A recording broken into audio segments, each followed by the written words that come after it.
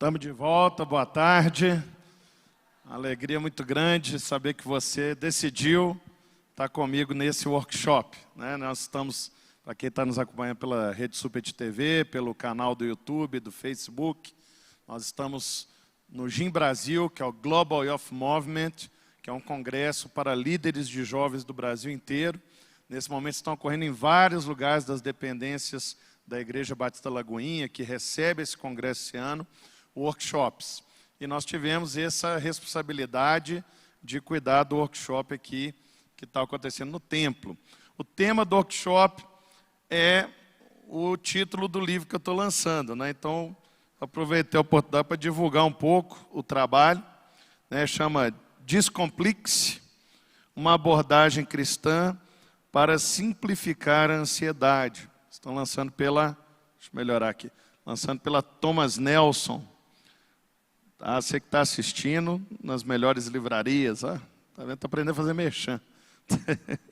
Eu sei que está no congresso ali na Tenda da Bênção e na Livraria Seara. O que eu vou trazer aqui é um pouco do que é abordado nesse livro e eu quero que você tenha toda a liberdade para fazer as suas perguntas. Então, na segunda metade desse tempo que estaremos aqui, nós vamos abrir para as perguntas.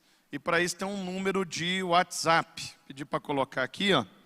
Você que está nos assistindo, também quiser trazer perguntas. Aí, ó, beleza. O número é esse aí, né? Para quem está fora de Minas, DDD 31, fora do Brasil tem o 55, DDI 98-334-9571. Você pode mandar uma pergunta. Se vier muitas, eu não garanto que eu vou responder a sua e não garanto que eu tenha resposta para todas as perguntas. Mas que o Espírito Santo nos dê graça e misericórdia para aquilo que for possível. Então, eu queria que você ficasse de pé, pediria, nós vamos ler a palavra do Senhor lá em 2 Coríntios, capítulo 11, versículo 3.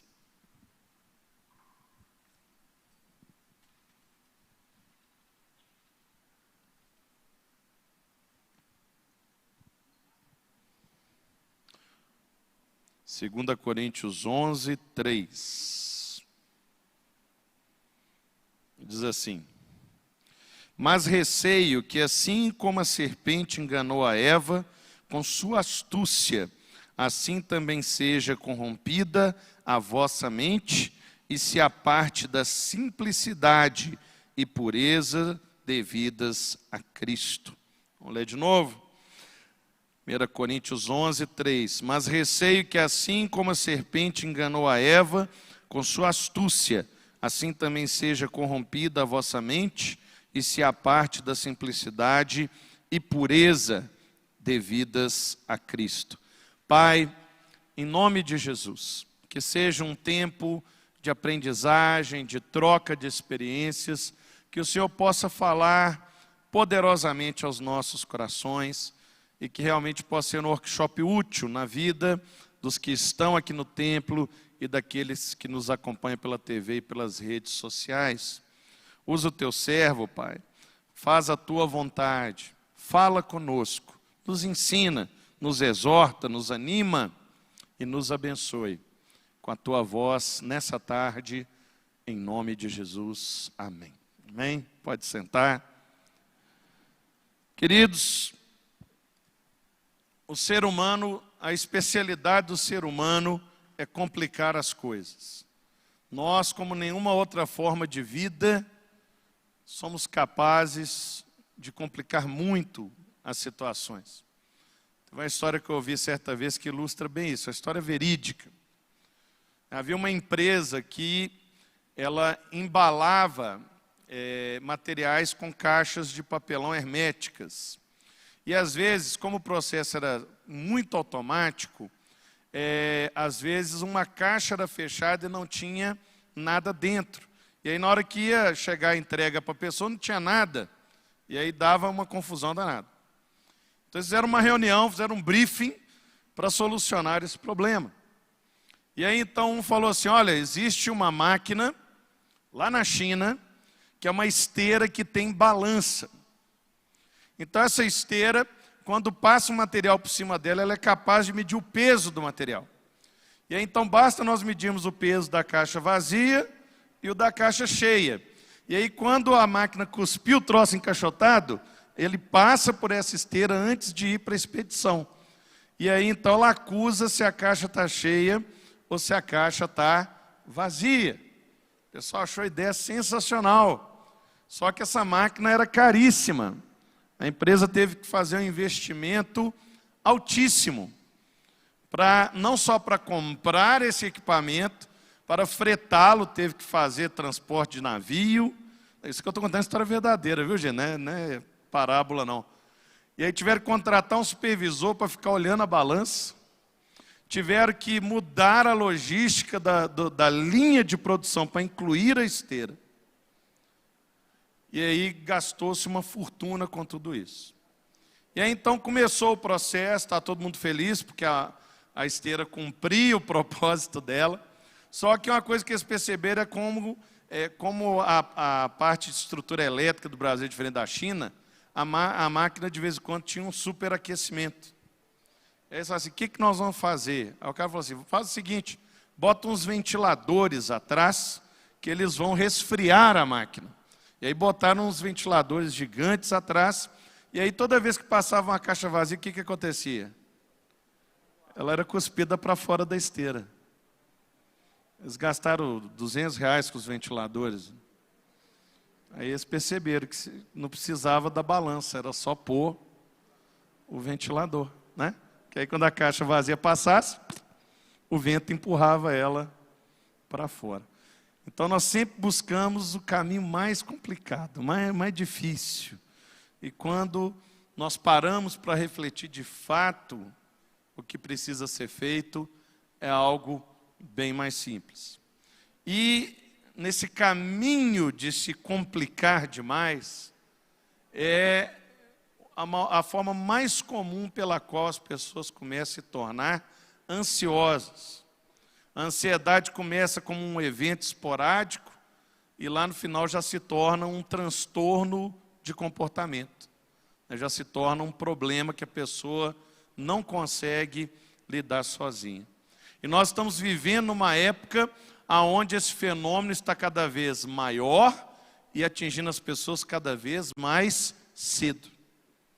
Hoje você tem crianças que apresentam um quadro muito grave de transtorno de ansiedade. Porque elas são muito estimuladas, principalmente pelas redes sociais. Elas começam a ter o seu pensamento sendo estimulado de uma forma muito acelerada. E aí então ela não consegue mais lidar com a velocidade natural da vida. A impressão que você tem é que a pessoa está sempre numa fila de espera do caixa eletrônico. Ela está sempre impaciente, está sempre querendo que o outro termine rápido para chegar a vez dela. Porque existe uma cultura do século XXI, uma cultura fortemente pragmatista, em busca de resultados rápidos, tudo tem que ser rápido, resolva rápido, é o fast food, coma rápido, não respire, né? E essa pressão toda tem gerado nas pessoas muita ansiedade.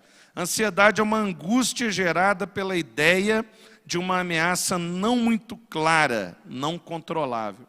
Tem pessoas que confundem medo com ansiedade. Então, por exemplo, você tem medo de altura.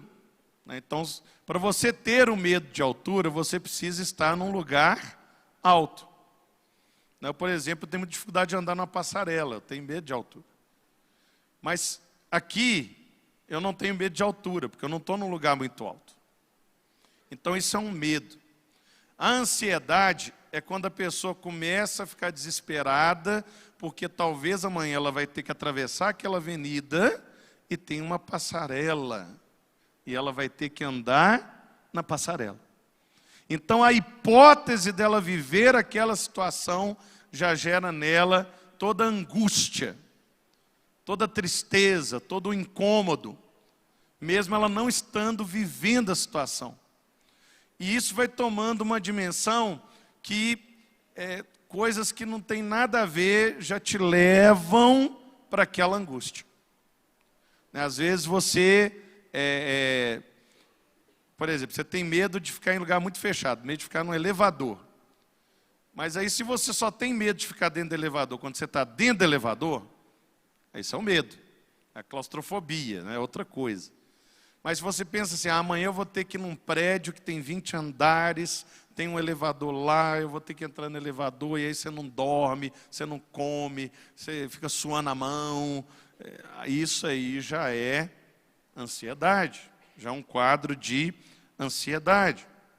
E o que Paulo está falando nesse texto é que ele está muito preocupado que nós venhamos a sofrer como Adão e Eva sofreram, porque ao perderem a pureza e a simplicidade, eles destruíram a vida deles. Eles foram expulsos do Éden. Por quê? Porque eles complicaram demais as coisas. A vida no Éden era muito simples. Era acordar, as plantas estavam lá, as árvores estavam lá, estava tudo à disposição. Eles encontravam com Deus todo dia, mas aí um dia a serpente veio e complicou. A serpente chegou e falou assim, olha, o que Deus falou com você? E Eva falou, ele falou que dessa árvore aqui não pode comer. E aí a serpente falou assim, pois é, ele falou isso, mas isso é mentira. Ele não quer que você coma, porque se você comer, você vai adquirir todo o conhecimento e vai se tornar igual a ele. Então aquela pessoa que tinha uma vida simples, ela já passou a desejar o quê? Ser Deus. Já começou a complicar. E aí foi lá e desobedeceu a Deus. Aí foi Adão e bagunçou também. E o que aconteceu no final? Deus e o homem foram separados. Então muitas vezes o que nos leva para esse ambiente de ansiedade é a nossa incapacidade de desfrutar o prazer de ser simples. Desfrutar a realidade da simplicidade. Isso tem muito a ver com 3 níveis de relacionamento que nós estabelecemos na nossa vida. O relacionamento com Deus, o relacionamento com o outro e o relacionamento consigo mesmo. As ansiedades nascem à medida em que eu complico um ou mais destes relacionamentos. Então, por exemplo, o seu relacionamento com Deus. Toda pessoa é intrinsecamente religiosa. Ela nasce e ela vai construindo na sua jornada o desejo de se ligar a alguma coisa. Ninguém se estabeleceu e consegue caminhar isolado. Isso está dentro de nós. Faz parte do fato de sermos imagem e semelhança de Deus. É um dos atributos comunicáveis de Deus, que a gente chama de senso gregário, o desejo de se conectar, de dialogar, de ter um relacionamento com algo. Quando a pessoa não tem uma fé, não tem uma religião, essa necessidade continua existindo, mas ela preenche isso como?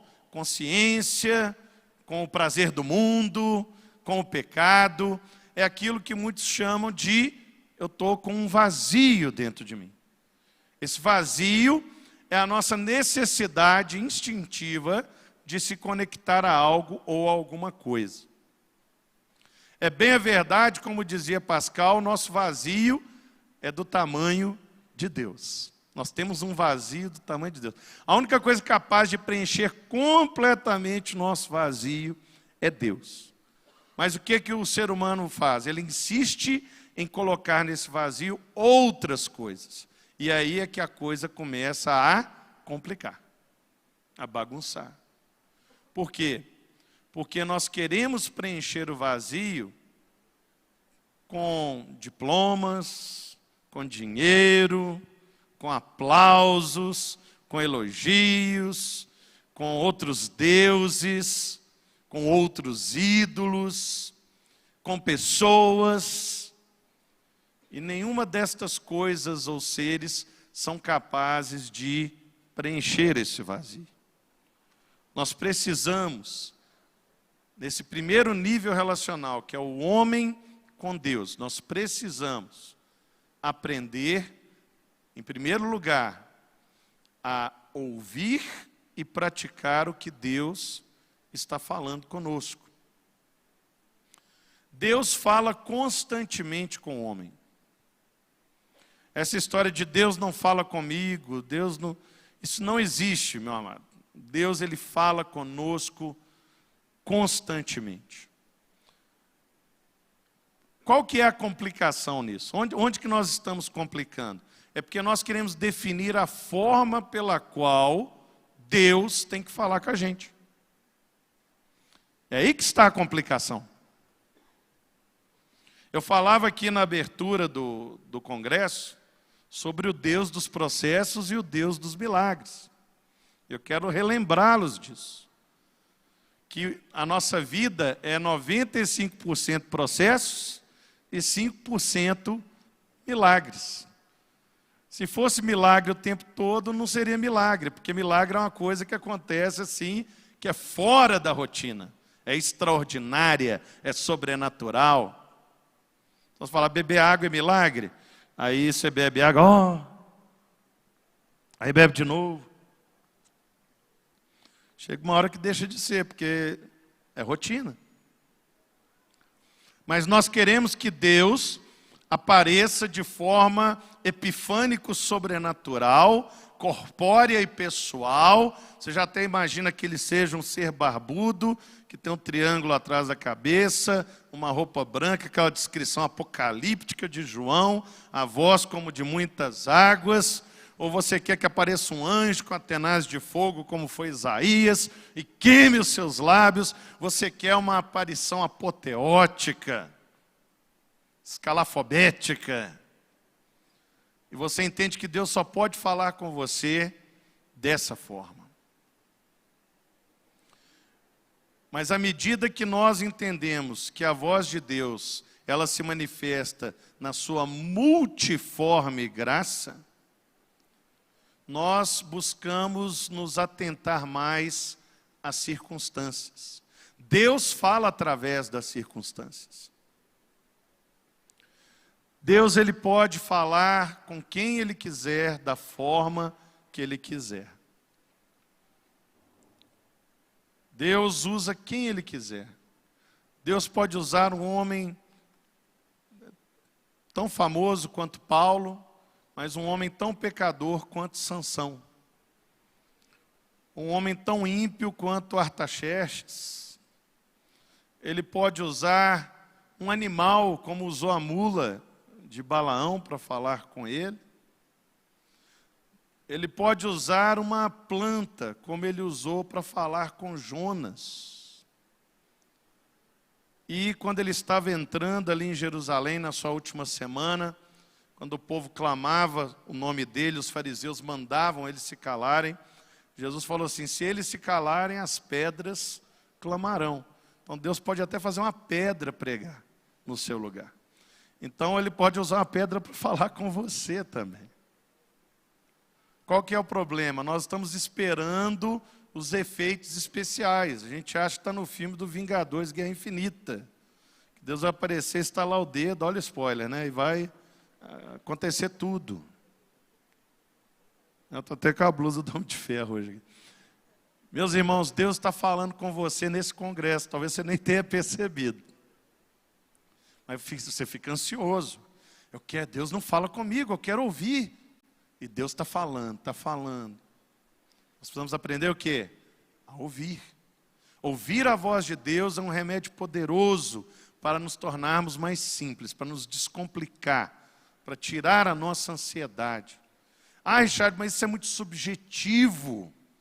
Eu vim no seu workshop que eu quero 12 passos para a vitória. Você está igual Naamã, meu irmão. Você quer as coisas complicadas. E Deus só trabalha com coisas simples. O segredo para acabar com a ansiedade é ser mais simples. Nós precisamos ser mais simples no ouvir a voz de Deus. Você tem que estar atento a tudo que acontece à sua volta. Deus pode falar não necessariamente através de uma pregação, mas Ele pode falar através de um texto que você leu na internet, por exemplo. Uma revista que você está lendo. Uma conversa de duas pessoas ali do lado. Você pode ser a qualquer momento surpreendido pela voz dele. Mas você tem que estar o quê? Atento. Não coloque o seu Deus numa caixinha. Ele vai estar te falando através de sonhos, de visões, mas também vai estar te falando no cotidiano, na rotina, nas coisas ordinárias da vida. Eu experimento muito isso. Eu lembro quando eu estava no Cefet, eu tinha uma prova de geometria sólida, e eu não tinha estudado absolutamente nada para aquela prova. Eu estava muito agitado, eu trabalhava e estudava. E aí eu fui orar pedindo a Deus, igual eu falei aqui, né? Trazer à memória aquilo que dá esperança. Né? Eu não tinha estudado. Eu lembro que tinha um amigo meu chamado Rondinelli, ele estava sentado atrás de mim. Ele não era evangélico, não era profeta, ele zombava da igreja. E ele viu que eu estava orando, ele viu as lágrimas descendo dos meus olhos, né? As línguas estranhas fluindo diante daquele papel de prova. E aí ele, com toda a sabedoria de Deus, uma ferramenta na mão de Deus, ele virou e falou assim: se não estudar, não adianta orar. Ele falou desse jeito no meu ouvido, antes da prova. E eu zerei aquela prova para a honra e glória do Senhor, com muito gosto. Foi a única prova que eu zerei na vida, então eu nunca mais esqueci. Né?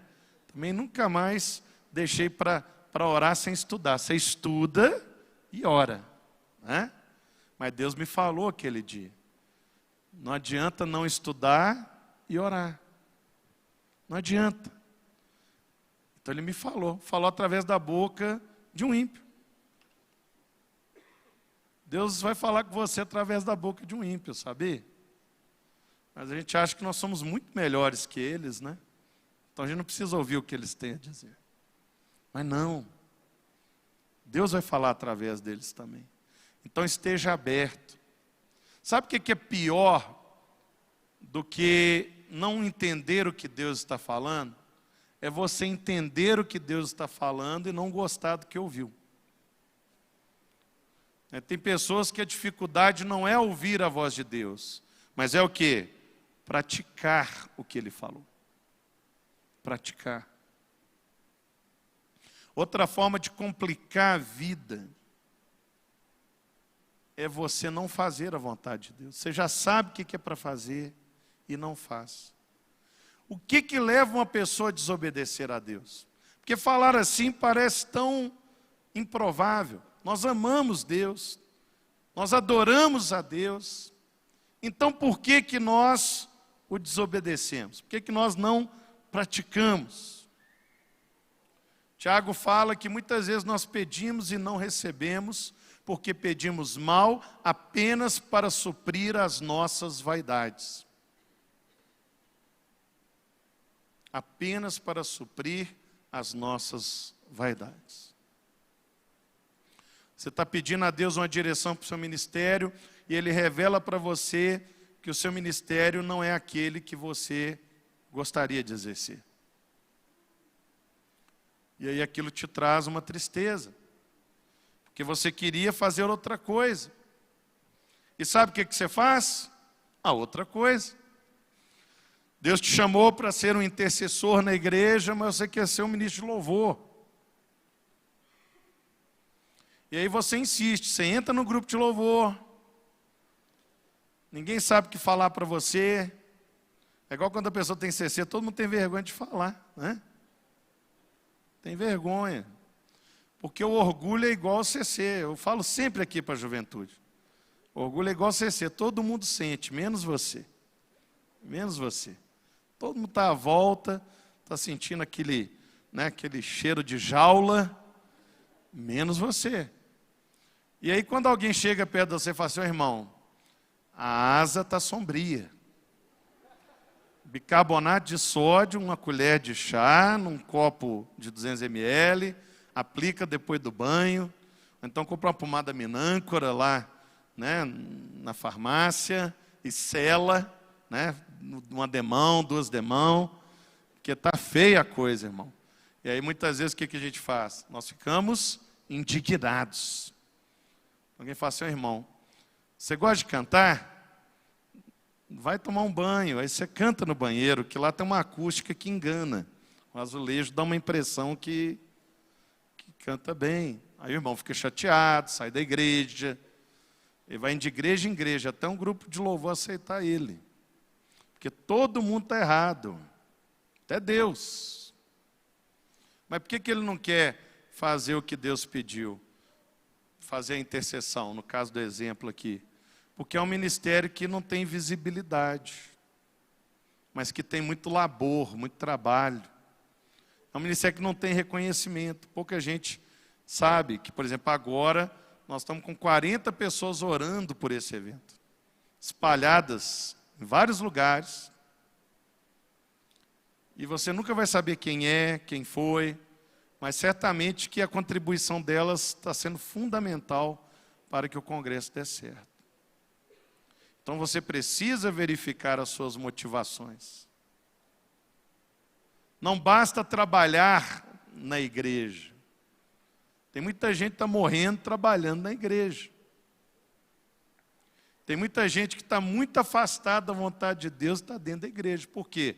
Porque está se complicando, porque está fazendo o que Deus não pediu.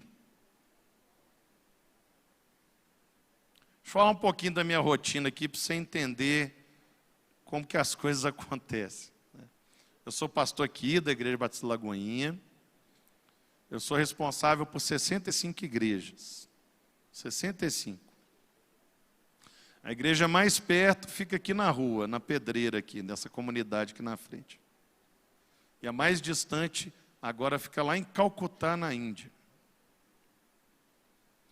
Então, todos os dias, eu recebo mensagens dessas 65 igrejas. Para resolver desde coisas extremamente simples a coisas muito complexas. Eu poderia muito bem falar assim, não, joga tudo em mim, né? Focar na minha pessoa. Mas qual que foi a primeira coisa que eu decidi fazer? Levantar pessoas para me ajudar. Então, cada conjunto de igreja tem um representante, a gente chama de sub-regional. E aí, então, esses sub-regionais eu cuido deles, e eles cuidam das igrejas. É muito simples. Isso Jetro já tinha falado para Moisés lá no Velho Testamento. Não inventei nada. Mas eu lembro que um colega meu me procurou e falou assim, Chad, um colega que tinha o mesmo tanto de igreja que eu, como é que você dá conta? Eu falei assim, não, eu cuido só de 6 pessoas.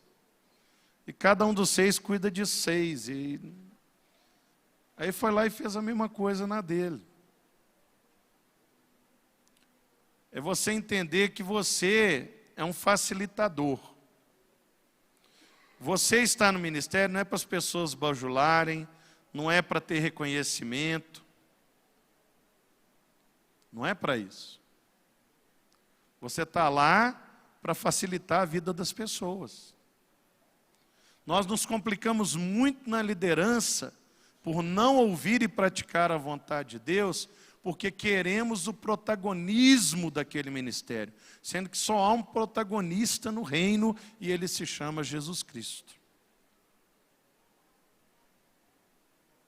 Não é você que tem que aparecer, é Jesus. Não é você. E o que acontece muitas vezes? As pessoas estão destruindo ministérios, porque gastam muita energia para manter o seu status quo. Não gosta de ver gente crescer mais do que ele, não deixa as pessoas crescerem, e o ministério fica raquítico, fica pequeno, não se multiplica, não ganha dimensão, e você vai carregando todo esse peso, começa a ficar doente, começa a ficar ansioso e bagunça toda a vida. Nós precisamos aprender a depender totalmente de Deus. Você precisa depender totalmente de Deus. Além dessas 65 igrejas, eu cuido de 14 ministérios aqui na sede. Eu não cuido só da juventude com o pastor Lucim. Eu sou responsável pelo Ministério Infantil, Eu respondo pelos adolescentes, eu respondo a diaconia, os voluntários, clínica da alma, rede da família. São muitos. Mas eu cuido do quê? Do líder. Eu faço de tudo para esse líder brilhar. Tudo. O Brasil inteiro conhece o pastor Lucinho, ninguém me conhece. Né? Mas eu faço de tudo para que ele, como líder, eu facilito a vida dele, o trabalho dele, para ele dar o melhor dele aqui na igreja. Nós vamos saber o nosso lugar. O reino é como um quebra-cabeças. Aprendi isso com Cash Luna. É um quebra-cabeças. A igreja é um quebra-cabeças. Pense aí, um quebra-cabeças. Você é uma peça do quebra-cabeça. Uma peça. Imagine que você está montando um quebra-cabeça de 5.000 peças. A minha irmã é viciada em quebra-cabeça. Então, no Natal, você dá um quebra-cabeça para ela e fica feliz. Semana passada, eu fui na casa dela, um quebra-cabeça que eu tinha dado para ela de 5.000 peças. Ele estava todo montado na mesa da copa, assim, gigantesco. Assim. É a terapia dela, ficar montando. Eu não sei se ela tem toque, se é maluca, mas ela consegue montar aquilo. Agora, eu lembro uma vez que tinha um de 3.000 e uma peça sumiu. E a gente gastou 2 meses para descobrir que estava na dobra de um sofá lá. Foi uma festa no dia que achou. Porque estava ele todo montado, mas quando você olha para um quebra-cabeça que está faltando uma peça, você só consegue olhar para o buraco, não é isso? Existe um lugar no quebra-cabeças que só aquela peça encaixa. Existe um lugar na igreja que Deus montou que Ele decidiu que só você se encaixa ali. Só que o que acontece às vezes? Ou você não faz o seu papel e o quebra-cabeça fica incompleto, ou pior, você entra num espaço que não era o seu. Sabe quando você tenta enjambrar uma peça no quebra-cabeça? Ela fica enjambrada. E aí fica o seu espaço vazio e a peça certa fora do tabuleiro. É isso que nós fazemos quando nós não nos colocamos no lugar que Deus estabeleceu para nós na igreja. Nós trazemos sofrimento para o todo, nós trazemos sofrimento para a pessoa que deveria estar naquele lugar, e nós trazemos sofrimento para nós que não estamos no lugar certo. Que por mais que você queira estar ali, quando você está ali, você sabe que não é o seu lugar, você não fica feliz. Não sente-se pleno, porque você está enjambrado. Às vezes você é influente, você é amigo do líder, você fez um lobby para estar ali, e Deus tinha uma pessoa excelente ali, tinha um lugar excelente para você em outro lugar. E você está complicando, bagunçando, impedindo que o tabuleiro fique, a tela fique completa. Então dependa mais do Senhor. A outra razão de nos complicarmos muito no ministério e na vida são nas relações interpessoais. É o meu relacionamento com o outro. Existem algumas características em pessoas que não conseguem se relacionar com as pessoas. Eu conheço autista que se relaciona muito melhor com as pessoas do que pessoas que não têm autismo, para te falar a verdade. Eu tenho um amigo meu que é autista, que ele está terminando a faculdade de física. Né? Hoje existe um espectro, né? Vários níveis de autismo. E tem gente que não tem esse problema e não consegue interagir. Existem algumas características que nós temos que extirpar da nossa vida, para que possamos viver a sociedade. A primeira vez que Deus falou na Bíblia que algo não era bom, foi quando Ele viu o homem sozinho.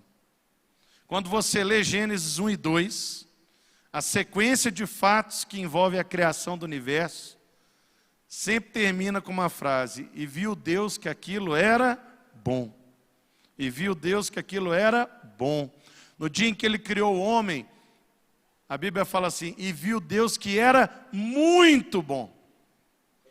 Só que aí passa um pouquinho, a Bíblia fala que Deus está olhando para o homem está vendo o leão, a leoa, o macaco e a macaca.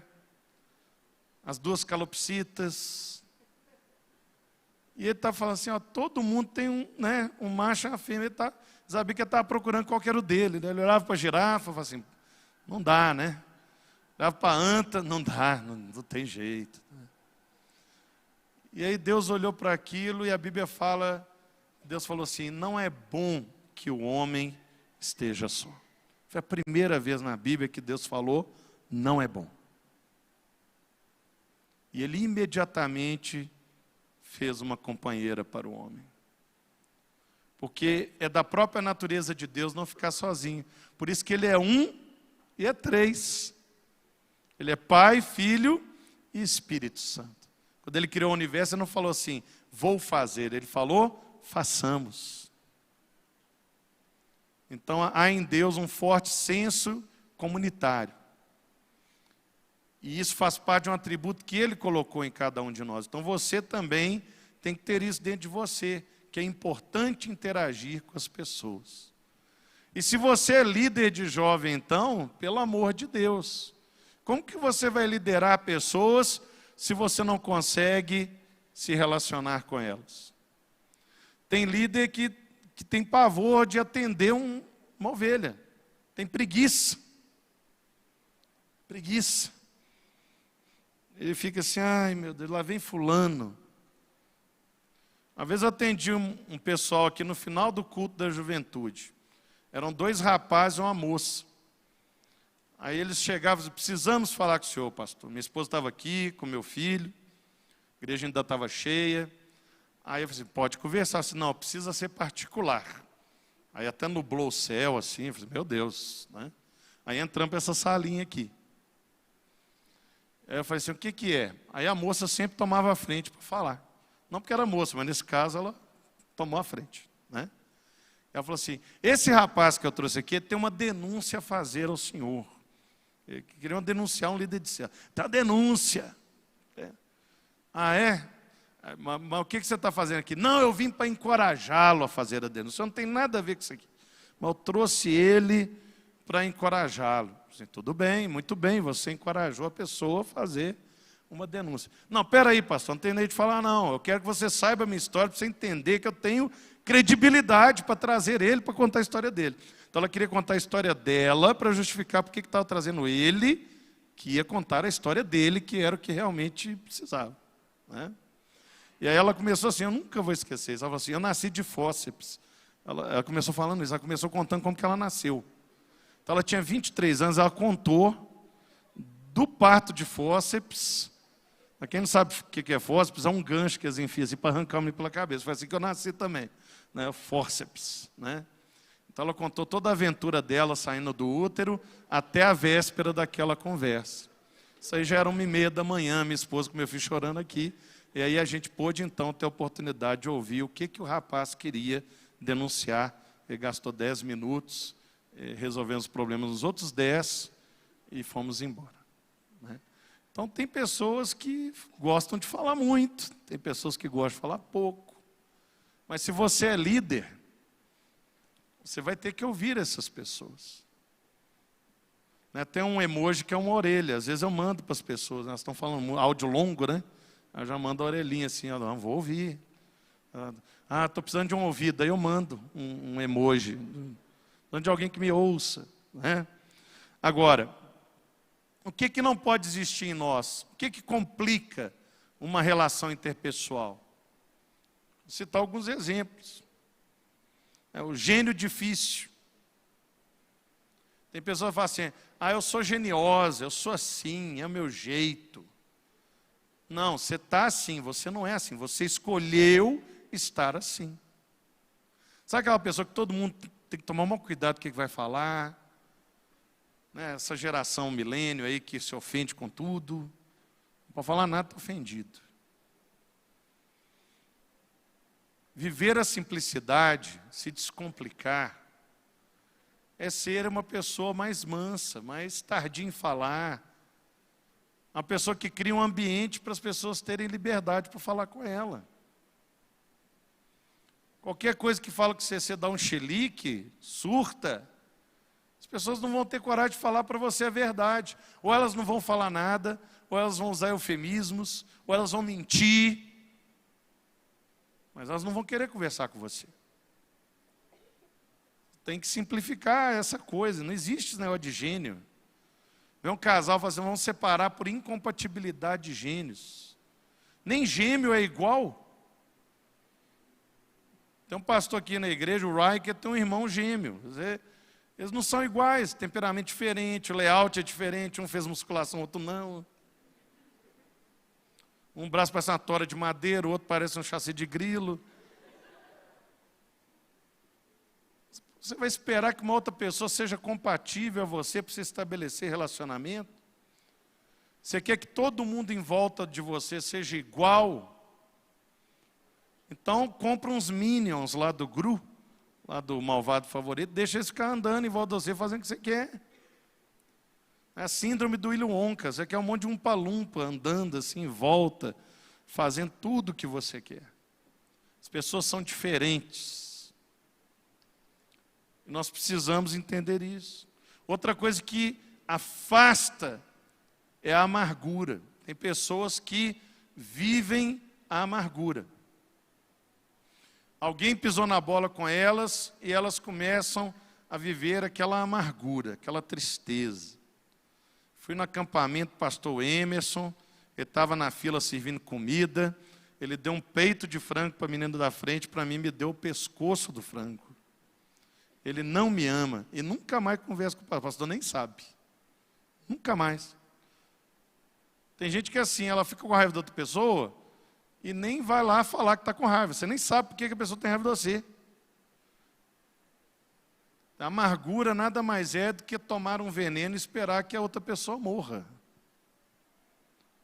A pessoa te ofendeu, você está tomando veneno e quer que ela morra. A pessoa está lá, nem sabe que você existe, está tocando a vida dela, está bem, e você está aqui, sofrendo, remoendo, regurgitando mágoas, bagunçando a sua vida. Fiz demais quando você vai falar assim, vamos juntar o grupo para fazer alguma coisa da igreja. Ah, mas se chamar fulano, não pode chamar ciclano, porque fulano... Ninguém vive isso aqui, mas aqui em Lagoinha tem. Eu sei que na sua igreja não tem, mas em algumas acontece. Então, vamos chamar para pizza? Ah, se fulano for, Beltrano não vai poder ir, então vamos jogar na sorte. Porque as pessoas não conseguem resolver os problemas, elas não conseguem falar o que estão sentindo para a outra, abrir o coração.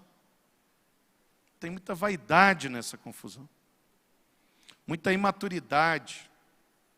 Eu falei bastante sobre isso. As pessoas não querem crescer, não querem ser adultas. Parece que ser adulto é uma condenação de morte. Já acabou a vida. Antigamente, a criança virava adulto assim, ó, puf. 14, 15 anos, está trabalhando. Pede para o seu pai contar as histórias, seu avô. Né? 12 anos eu já trabalhava, engraxava sapato, vendia verdura, vendia picolé. Era continho de banco. Aí inventaram a adolescência, foi uma invenção, loucura. Criaram um limbo entre ser criança e ser adulto. O cara assim, o cara não é adulto ainda, mas não é criança mais, sabe? É bizarro assim. Aí depois inventaram a pré-adolescência, que é mais desgraça ainda, que o sujeito não é criança, mas ainda não é adolescente, que já é uma coisa terrível. Então é o pré-adolescente. E aí, a geração milênio criou o pós-adolescente. O cara tem 21, 22, 28, 29 e só quer saber de PlayStation. Mora na casa dos pais até hoje. Geração nem estuda, nem trabalha. Que é um monte de Bob Esponja atazanando o pai e a mãe. Mês passado, um casal processou o filho para que ele saísse de casa, lá nos Estados Unidos. Entra na internet, aí só no G1. Depois de 3 ordens de despejo que eles botaram debaixo da porta do quarto dele, ele não respondeu. Um advogado foi lá, um oficial de justiça, ó, seus pais estão te despejando da sua casa. Teve audiência, teve juiz. Porque o cara já tinha 42 anos e ficava lá de boa.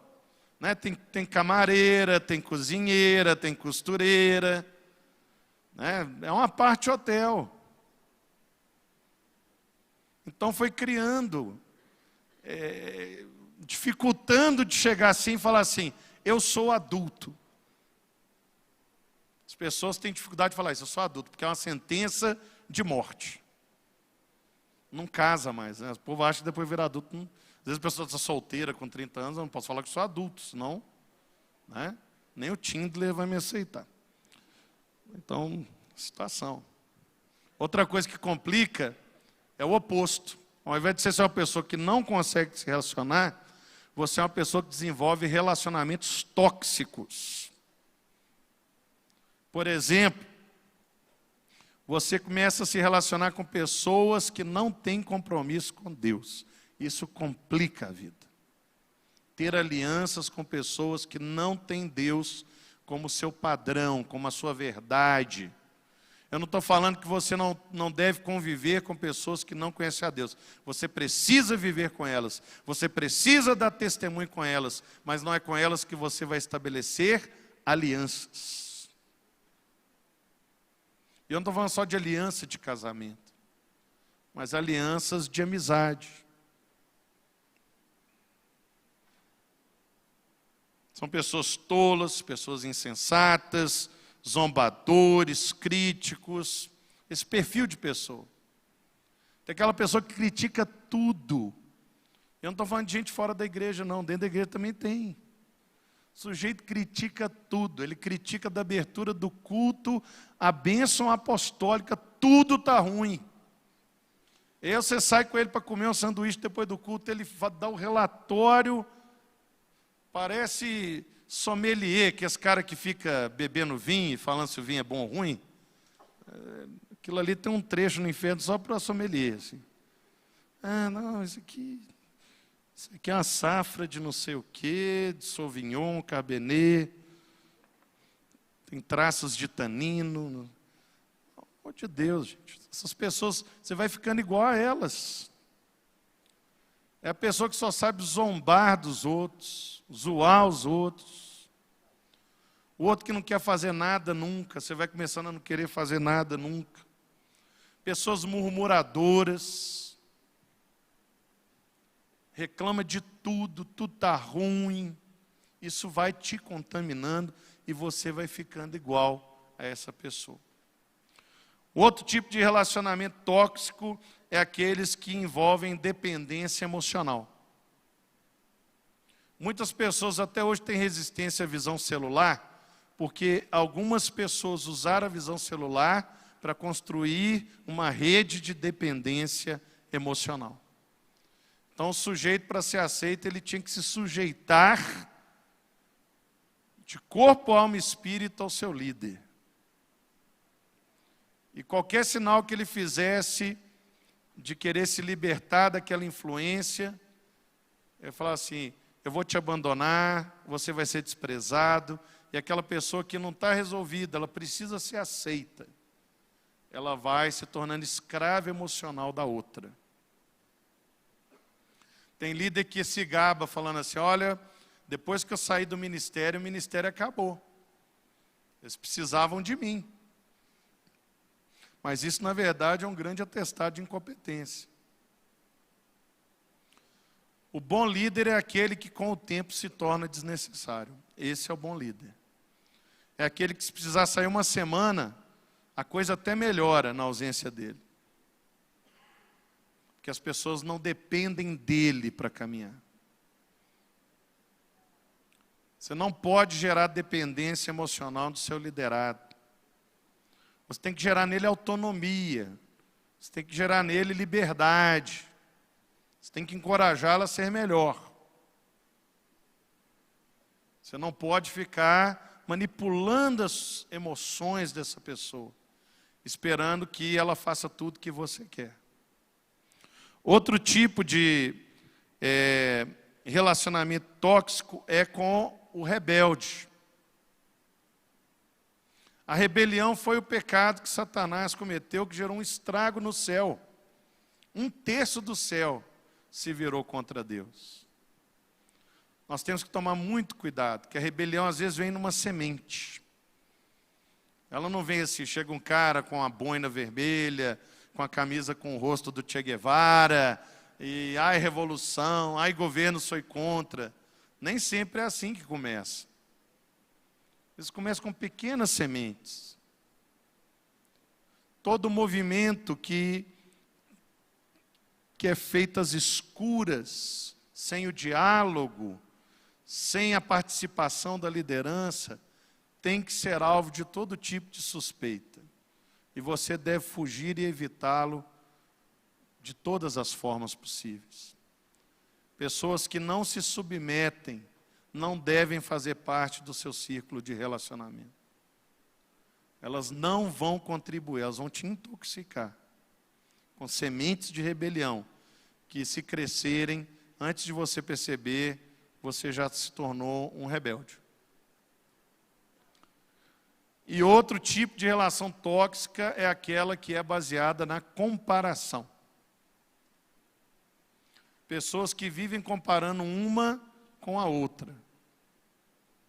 Não existe nada mais tóxico, nada que traz mais confusão, mais bagunça do que a comparação. Nós precisamos entender que as pessoas são diferentes. Eu não sou contra dar o testemunho, ser inspiração. Nós temos que olhar as pessoas, olhar o que elas têm de bom, mas nós não podemos achar que a forma correta de estimular alguém é comparando ele com outra pessoa. Isso pode matar uma pessoa. Como eu disse aqui no começo, as pessoas não são iguais. Um bom líder, ele é capaz de identificar o potencial, as peculiaridades de quem está perto dele. E nós temos um lema aqui, que eu falo muito com os jovens, é que certamente existe um ministério para você na igreja. Que na Lagoinha nós temos 219 ministérios diferentes, distintos. Falando distintos. Porque aí você fala assim, tem um ministério de presídio. Aí dentro desse ministério existem outros ministérios. Mas distintos são 219. E aí eu costumo brincar dizendo o seguinte, que se a pessoa não se encaixar em nenhum dos 219, nós vamos conversar e vamos criar o ministério de número 220. Porque provavelmente Deus está levantando ele para uma área tão diversa que a igreja ainda está carente e nem sabia. Nós temos que ter essa leveza, essa liberdade. Antes de eu estar aqui na Lagoinha, eu estive em outra igreja. E nessa igreja eu tive que congregar lá porque eu havia mudado de cidade. E estava muito longe para eu ir à igreja de origem. Comecei a ir nessa igreja. Uma igreja pequena. E as pessoas tinham seus ministérios. E era muito fechado. Então você tentava entrar, você não conseguia. Tinha critérios demais, coisas demais. E depois de tentar várias vezes não conseguir, eu falei assim, eu não consigo ficar sentado, eu quero fazer algo. Fui no pastor. O pastor falou assim, olha, de repente tem algo que você quer fazer que ninguém está fazendo. Pesquisa aí e me fala. Eu gosto de escrever e eu gosto de escrever poesias também. E aí então, eu com a autorização do pastor, criei um ministério chamado Inspirados por Deus, que era um ministério de poema. Olha que maluquice, era um poema. E aí na escola dominical deixou eu chegar lá e falar assim, olha gente, tem um ministério novo, é um ministério que a gente vai escrever poesia, vai trocar poesia. E aí nós passávamos no mimeógrafo, eu sou antigo, né? E distribuía na escola dominical. E uma vez por mês o pastor deixava alguém subir e declamar um poema. Declamar um poema, o cara ficava tocando piano. É bem bizarro o ministério. E aí eu falei assim, quem quiser participar, me procura no final da escola dominical. E aí só uma pessoa apareceu. Era um homem muito alto, 2,3 m. Ele era descendente de índios, então ele tinha aquele traço bem de índio, sabe? Bem de índio, bem anguloso. E ele era muito forte, muito grande. Então, vai desenhando a figura aí para você. Mistério de poesia. O cara parecia um armário de casal, assim. E eu ficava olhando aquilo e ele falou assim, eu tenho umas poesias, eu nunca mostrei para ninguém. O povo zoa muito. Então, assim, ele sofria bullying na igreja, então ele não falava o que ele fazia. Porque era uma pessoa simples. Sabe qual que era a profissão dele? Eu vou contar aqui, tomara que ele não esteja assistindo isso agora. Eu não falo o nome dele, né? Ele era cobrador de agiota. Sabe aquela pessoa que se aparecer no sua porta, se estiver devendo dinheiro a alguém, você arranca o dente de ouro e paga? Era ele. Que cara que abre sua porta e fala assim, você está devendo fulano tanto. Você entrega a televisão, entrega o computador, tudo que você quer que vai embora rápido. Assim, ele tinha uma figura MMA, assim, sabe? Lutador de luta livre. E aí, quando, igreja pequena, né? Quando vazou a informação que ele estava no Ministério de Poesia, a zoação foi geral. Foi fulano com poesia, papapá. E aí teve um mês que ele foi o selecionado para subir, para declamar o poema. Acho que foi um dos dias que a igreja ficou mais cheia, porque o bairro inteiro ficou sabendo que o fulano que ia nas portas, né, ele ia declamar o poema. E aquele homem subiu com um papel de caderno, assim, muito simples. E ele mostrou o dom que Deus tinha dado para ele, pela primeira vez publicamente. E as pessoas choravam. Eu ficava até com vergonha, porque os meus eram bem amadores perto do que ele fazia. Era um salmista, não tem outro termo. E a igreja, então, parou de tratá-lo da forma que ele era tratado. Quando eu saí dessa igreja, quando eu voltei para BH, ele era o líder da juventude da igreja. Porque mudou a percepção a respeito da pessoa. Então, nós gostamos do estereótipo. Sabe o que é estereótipo? É quando você tem preguiça de conhecer sua ovelha. Gordo, alto, chato, bonito, inteligente, burro, bom de conversa, ruim de conversa. Você acha que você está simplificando? Você está complicando o seu ministério. Porque o que você chama de gordo, às vezes é um profeta. Às vezes é um cara que vai te ajudar muito, mas você preguiçosamente está o estereotipando e perdendo uma grande oportunidade. Finalmente, o nível de relacionamento mais desafiador, né, que é o relacionamento consigo mesmo. Jesus fala que nós temos que amar as pessoas como a nós mesmos. Muitas vezes nós tratamos mal as pessoas porque nós não nos amamos. E essa tristeza existencial, esse autodesgosto, acaba se manifestando na nossa relação com as outras pessoas. Pessoas bem resolvidas, pessoas que sabem o que são em Cristo, geralmente têm relacionamentos muito mais saudáveis do que aquelas que têm grandes questões existenciais a resolver. Muitas vezes nós não investimos no nosso caráter, na nossa personalidade, no nosso temperamento, achando que é algo secundário, sendo que isso é fundamental para formar a qualidade da sua liderança na igreja.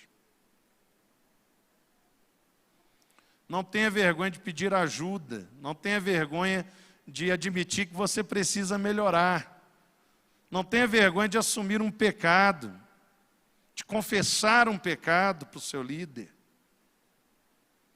Não tenha vergonha de investir na sua área emocional. Às vezes alguém falou para você ir num psicólogo, claro que você vai no psicólogo cristão, aí você fala assim, mas eu não estou maluco, porque você acha que psicólogo cuida de doido. Isso é um preconceito. Você precisa investir para ter a sua área emocional equilibrada. A nossa atividade aqui na igreja é intensa, é intensa. O pastor está aqui, sabe, é intensa. Intensa.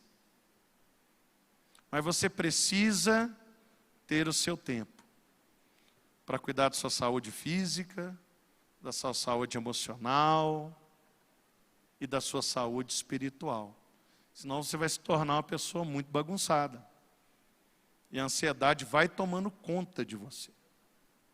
Você precisa entender qual que é o seu temperamento. Eu sou sanguíneo, eu sou falante, espalhafatoso, venal, emocional. Eu sou colérico, adoro dar ordem, adoro dar comando, adoro mandar. Até tomar água, você manda alguém pegar o copo. Você está do lado do bebedouro, né? Você gosta de ser líder, gosta de estar à frente. Sabe que eu sou melancólico, perfeccionista? Não, melancólico é o que mais flerta com a ansiedade, né? Que aqui é sujeito introspectivo, muitas vezes ligado às artes, muito sensível às coisas, muito perfeccionista. Ou você é um fleumático, um observador, um diplomata, né? Chega na festa, todo mundo senta à sua mesa, né? Amigo de todos, todo mundo acha que você vai ser vereador da sua cidade. Você precisa entender qual que é o seu temperamento. Para quê? Para você aprender a lidar com ele. Não existe temperamento ruim ou temperamento bom. Existe temperamento que é controlado pelo Espírito Santo e temperamento que é controlado pela sua carne. Eu sou assim porque eu sou colérico. Então temperamento virou signo da astrologia do zodíaco, é isso? Porque tem gente que usa o temperamento como se fosse um signo. Abomina a astrologia, mas pratica de forma camuflada. Pegando elementos da sua personalidade e justificando desvios comportamentais, desvio de caráter e preguiça de mudar. Não importa qual é o seu temperamento. A Bíblia teve homens sanguíneos, homens coléricos, homens fleumáticos e homens melancólicos. Jeremias era tão melancólico que ele escreveu um livro só das lamentações dele. Lamentações de Jeremias, minha vida. Aceitei ser profeta com 5 anos e só tomei ferro a vida inteira. Ninguém me ouviu. Mas no meio das lamentações de Jeremias, quando você lê o livro, né, ele fala, bom é o Senhor e os que esperam nele. Bom é aguardar a sua salvação. Suas misericórdias duram para sempre e se renovam a cada manhã. Eu quero trazer à memória aquilo que me dá esperança. No meio das lágrimas dele, o Espírito que habitava nele apontava o caminho. Quando me perguntam qual que é o meu temperamento, eu falo assim, quando faz esses testes dos 4 humores, esses testes aí, dá sempre colérico. E tem gente que fala assim, não, Charles, você não é colérico. É que o pessoal acha que eu sou muito manso, sou muito, né? Aqui não trabalha comigo, né? Muito manso. A Vinícius não acha que eu sou manso. É muito manso. Mas eu já apanhei muito na vida, mas muito, porque eu deixava o temperamento ser controlado pela minha carne. Eu acho que de tanto apanhar eu fui ficando anestesiado. Falei assim, ou eu mudo, ou eu morro. Eu fui lá no pé da cruz. Assim, Deus, você me deu esse temperamento. O Senhor me deu o Espírito Santo. Me ajuda a apresentar um para o outro. Me ajuda a apresentar o meu temperamento para o Espírito Santo que habita em mim. Eu sei que nem sempre é fácil. Mas quando você deixa o Espírito Santo conduzir o seu temperamento, o melhor que tem dentro de você sai. E seja qual for o seu temperamento, você vai ser um líder maravilhoso. Descomplicado. Porque você está deixando o Espírito Santo canalizar toda a sua energia para que a vontade de Deus se cumpra na sua vida. É só isso que Ele quer fazer com você. Invista nisso. Invista em saber quem você é em Cristo, qual é o seu propósito. E para de inventar outras coisas. O pastor Márcio falou aqui com muita propriedade ontem sobre viver o hoje. Eu costumo dizer que o excesso de passado chama depressão. E o excesso de futuro chama ansiedade. Mas o excesso de presente se chama sucesso. Tem gente que está infeliz porque queria alcançar algo. Tem gente que está infeliz porque não alcançou alguma coisa. Seja feliz com o que Deus te deu. Simplifica as coisas. Deus te deu um dia para você viver. Um dia. E foi tão maravilhoso que Ele chamou de presente. Olha que legal. Porque Ele te deu, é um presente. O dia de hoje. Viver de forma simples. Na hora que for decidir, consulte a Deus. Não consulte a sua carne, o seu temperamento. Eu volto a dizer, ninguém quer saber a sua opinião nesse mundo. Procura saber a opinião de Deus lendo a Bíblia, estudando a palavra. Invista nessas coisas. Invista na sua saúde física. Invista na sua saúde emocional. Invista na sua saúde espiritual. Simplifique sua vida. Pare de complicar a sua vida. E Deus vai te usar de uma forma sobrenatural. Amém? Glória a Deus. Vinícius, você pega o celular ali, por favor, Vinícius? Tá, só para ver. Chegou alguma pergunta? Uma? Glória a Deus. Vamos ver aqui as perguntas. Se você quiser saber mais, seus problemas acabaram. Leia Descomplique-se, uma abordagem cristã para simplificar a ansiedade. Glória a Deus. Aqui. Então vamos ver aqui algumas perguntas foram selecionadas pelo pastor Vinícius Andrade. A gente fechar aqui que o tempo já está bem remido.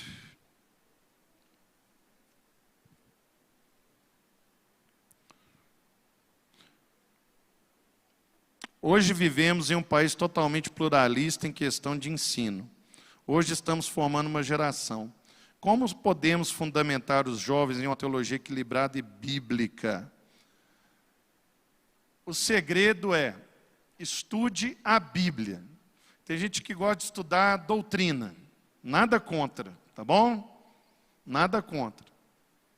Mas a doutrina é a interpretação da fé. Como que eu vou discutir interpretação da fé com alguém que ainda nem sabe o que é a fé? Vocês estão entendendo o que eu estou falando? Então senta, assim, vamos estudar o livro de João. Estudo capítulo 1, capítulo 2, capítulo 3. Agora nós vamos estudar o livro de Lucas. Começa a estudar os livros da Bíblia. E o que Deus está falando neles. Ao invés de ficar discutindo se Adão tinha umbigo ou não, ou quantos anjos cabem na ponta de uma agulha, igual eles faziam na Idade Média. Né? O Adão tinha umbigo, porque Deus já tinha criado todos os animais, né? Então tinha aquele cachorrinho aí, chamado Beagle. Então Adão tinha umbigo, já acabou essa dúvida. Agora, o que a gente precisa saber é sobre o que houve de errado, como que o universo foi criado, qual é a verdadeira redenção do mundo. Nós temos que estudar a fé. Estudar a fé é estudar a Bíblia. Enche seu povo de Bíblia, meu irmão. Para de pegar aquele monte de livro, sabe? A gente fica pegando um monte de livro, de estudo. Pega a Bíblia. É o único canônico. Eu não sei se isso vai te escandalizar, mas o único livro canônico é a Bíblia. Os outros não são, tá? O único que foi inspirado pelo Espírito Santo foi a Bíblia. Então estude a Bíblia que você vai descomplicar. Porque começa a discutir doutrina, ao invés daquilo virar bênção, vira um debate, uma briga. E aí quando você vê, já tem facções, né? Tem Talibã, Al-Qaeda, Boko Haram, ISIS, dentro da igreja. Me sinto muito preso às minhas ansiedades e não consigo muito me abrir com Deus em relação a isso. Como posso começar? Às vezes nosso estado está tão deteriorado que nós não temos força de fazer sozinho. Você vai precisar buscar a ajuda de alguém que tenha capacidade de te auxiliar. Aqui na Lagoinha nós temos várias oportunidades muito interessantes. Na sua igreja também deve ter e na sua cidade. Nós temos, por exemplo, aqui a Estância Paraíso. Inclusive, a pastora Zenete está ministrando no tabernáculo hoje sobre intercessão, que é um lugar, um retiro, onde você é tratado ali nas questões da sua alma, do seu espírito. Você fica lá um tempo isolado. Tem a Clínica da Alma aqui, que trabalha cura interior. Tem o Rema, que trabalha a batalha espiritual. Você precisa primeiro entender se o seu problema é físico, emocional, psicológico ou espiritual. É claro que quando a coisa está muito deteriorada, às vezes um problema espiritual já está trazendo problemas psicológicos e às vezes a pessoa já está até doente fisicamente. Mas é importante definir isso e procurar a ajuda adequada. Se o problema é espiritual, a melhor pessoa é o seu pastor. Se o problema é emocional, mas que foi gerado pelo espiritual, então um pastor junto com um psicólogo cristão ajudaria muito. Mas o problema já chegou no nível psiquiátrico, Então é bom você ter o pastor, o psicólogo cristão e um psiquiatra cristão também. Ah, mas psiquiatra, pastor? Porque às vezes o problema já virou físico. Você vai ter que tomar aquela tarja preta assim um pouquinho para voltar ao normal para poder trabalhar as outras coisas. Que você já está todo descompensado. Então, é importante ter esse diagnóstico preciso. Mas não tente fazer isso sozinho, se você já percebeu que não está dando conta. Não é demérito, nem vergonha procurar a ajuda quando precisar. Agora, eu estou bem. Se precaveja. Como é que se precaver? Seja discipulado, esteja sistematicamente sendo discipulado por um pastor, seja acompanhado, não fica solto. Aqui na nossa igreja ninguém fica solto, só se quiser. Mas a igreja é muito grande. Não, mas através dos GCs, nós acompanhamos todas as pessoas que querem. Na sua igreja também pode ser assim. Quando eu devo compreender que meu liderado precisa de ajuda médica e se deve encaminhá-lo a algum tratamento? Bom, nós não somos médicos para dar um diagnóstico. Mas existem certos comportamentos que são sinais de alerta. E não custa nada, então, você encorajar essa pessoa a fazer um laudo médico. Às vezes a pessoa ela está delirando, às vezes ela está violenta, ou às vezes ela está isolada demais, com quadro de profunda depressão. Ela não consegue sozinha. Aí você vai levá-la para um psiquiatra, para um psicólogo, para essa pessoa fazer um laudo.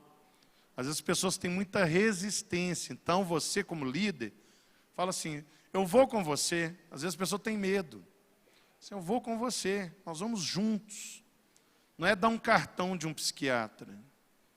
Não é dar um livro de psicologia. A pessoa vai usar o livro para subir nele, para se enforcar. A pessoa está em depressão profunda, ela não lê livro, ela só chora, fica embaixo da coberta, dentro do quarto, luz apagada. Você tem que pegar na mão dela e levá-la no médico. Encorajá-la. Agora, levem pessoas que conhecem a Cristo, por favor. Porque tem muita gente aí que bagunça mais ao invés de arrumar. Complica mais ao invés de descomplicar. Aí fora. Tome cuidado com isso. E a última aqui, eu só tenho mais 2 minutos. Não, é a mesma coisa. Está repetindo aqui. Ok? Vamos ficar de pé. Eu não sei se você veio para esse workshop porque você estava ansioso, ou se você estava ansioso para que ele terminasse, Eu não sei, mas eu quero te encorajar a pesquisar mais a respeito do assunto. De fato, a ansiedade é o mal do século 21. Você vai ter um número muito representativo de jovens na sua igreja vivendo essa realidade. Eu quero encorajar você a ler o livro, não é merchan não, mas é que tem pesquisa ali, é coisa séria, não tem achismo, né? Você vai ver lá que sempre tem as referências e tudo. E invista muito em conhecer a respeito desse assunto. Tá? Todos nós temos diferentes níveis de ansiedade, né? Eu não estou livre disso. Eu passo momentos assim, muito desafiadores na minha vida também.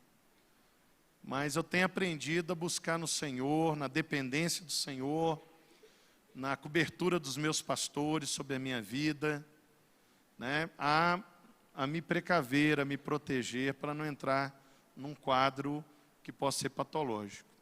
Mas eu quero orar pela sua vida, para que o Espírito Santo que está em você possa também te ajudar nas decisões que você tem que tomar, te ajudar a depender mais de Deus, para conhecer o seu temperamento e eles andarem juntos, para você não ir pela roda dos escarnecedores, desenvolvendo relacionamentos tóxicos, não viver de forma vaidosa, caprichosa, mas viver a simplicidade que Paulo prega no texto que nós lemos na abertura desse workshop. Amém? Pai, em nome de Jesus, o Senhor é o Deus da paz que excede todo entendimento. O Deus que traz o refrigério, consolo, encorajamento.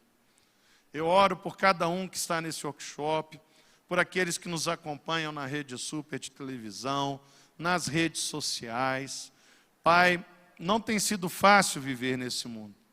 O Senhor sabe que muitas vezes a ansiedade vem de uma forma tão intensa, nos confundindo e complicando as nossas vidas. Mas que o Senhor, através do Teu Espírito Santo, nos ajude a viver a simplicidade. Nos descomplica, Senhor. Nos dê ministérios descomplicados, para que possamos também descomplicar a vida daqueles que estão sob nossa liderança, através do nosso testemunho e da nossa simplicidade. O Senhor, que é Deus, foi tão simples quando passou aqui na terra, porque queria nos ensinar algo. O Senhor nos disse: não andeis ansiosos com coisa alguma.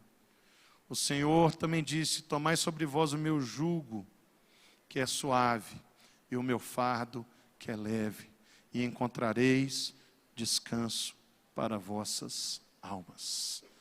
Obrigado, Senhor. Em nome do Senhor oramos. Amém. Amém, queridos. Toda a glória a Deus. Muito obrigado. Às 19h30, você que está na Rede Super televisão, nós voltamos com Ana Nóbrega, pastor Chep Putso, e vai ser tremendo. Continua aí acompanhando a programação da Rede Super, inspirando você. Vá na graça e na paz, até 19h30.